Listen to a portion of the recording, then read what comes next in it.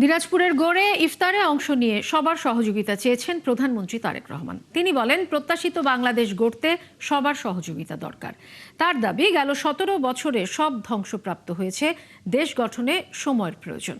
সমস্যা সমাধানে সবাইকে ধৈর্য ধরার আহ্বান জানিয়ে প্রধানমন্ত্রী আরও বলেন, এই সরকার দেশের মানুষের জন্য কাজ করতে চায়। আশ্বাস দেন, উত্তরাঞ্চলের কৃষি উন্নয়নে সব ধরনের ব্যবস্থা নেবে সরকার।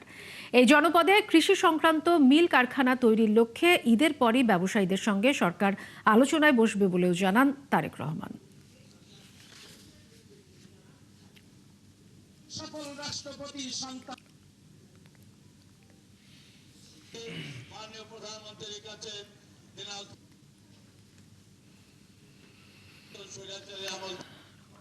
আমরা যখন সরকার গঠন করতে সক্ষম হয়েছি, তারপরে এক মাসের মতন, এখনো বোধহয় 2 দিন বাকি আছে এক মাস হতে, এক মাসের মতন সময়ের মধ্যে আমরা চেষ্টা করেছি যে বাংলাদেশের মানুষের কাছে আমরা যে ওয়াদাগুলো করেছিলাম, সেই ওয়াদাগুলোর কতগুলো ওয়াদা আমরা ইতিমধ্যে কাজ শুরু করেছি।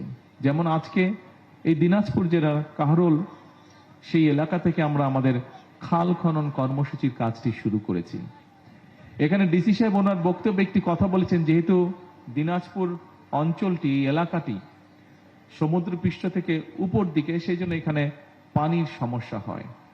তবে নিশ্চয়ই বাই না আপনারা জানেন, অনেকেরই ধারণা আছে যে এই পানির সমস্যাটা শুধুমাত্র দিনাজপুর এলাকায় নয়, সামগ্রিকভাবে সমগ্র বাংলাদেশই কম বেশি পানির সমস্যাটা কিছুটা দেখা দিয়েছে। তার কারণ হচ্ছে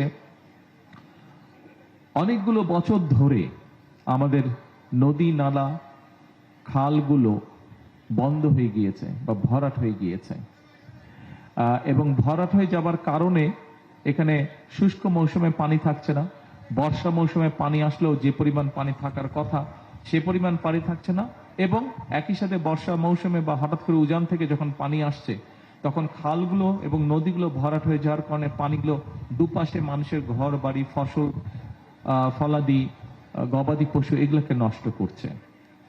তা আমরা খাল খনন কর্মসূচিটি হাতে নিয়েছি।